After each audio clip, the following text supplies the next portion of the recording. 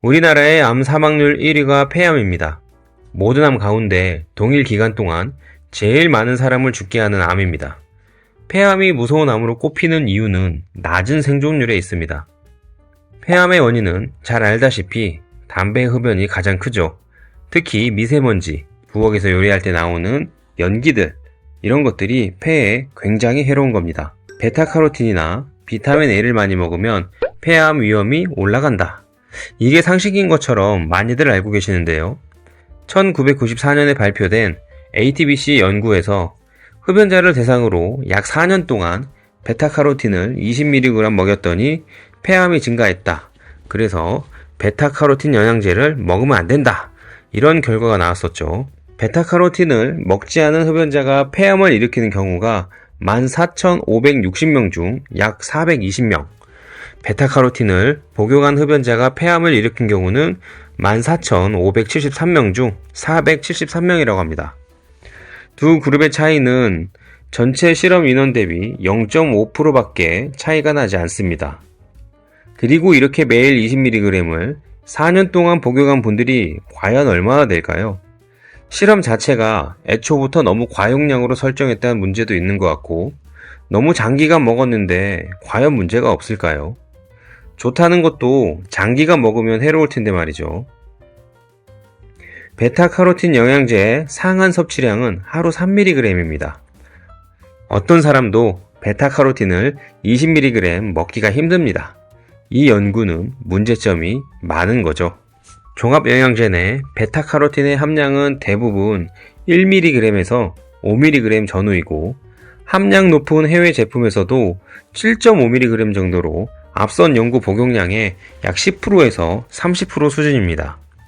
이제 베타카로틴의 오해를 풀었으니 폐에 좋은 음식을 알아볼까요? 베타카로틴은 강력한 항암 작용을 합니다. 그래서 암 예방에도 도움이 됩니다. 식이섬유가 풍부한 만큼 대장암에 대한 발생도 낮춰줄 수 있습니다. 당근만 꾸준히 먹어도 폐암을 예방할 수 있다고 합니다.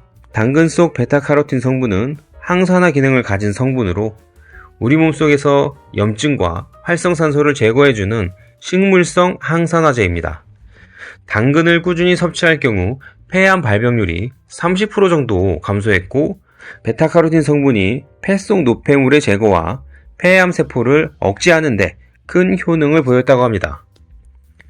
폐암 예방 3대 음식으로 꼽히는 음식이 바로 늙은 호박, 고구마, 당근인데요. 당근은 늙은 호박과 고구마보다 베타카로틴 성분이 10배나 많다고 합니다. 베타카로틴 성분은 체내에 들어가면 비타민 A로 전환됩니다. 이 베타카로틴은 지용성 비타민입니다. 지용성 비타민은 기름과 함께 먹으면 잘 녹아 몸에 잘 흡수됩니다.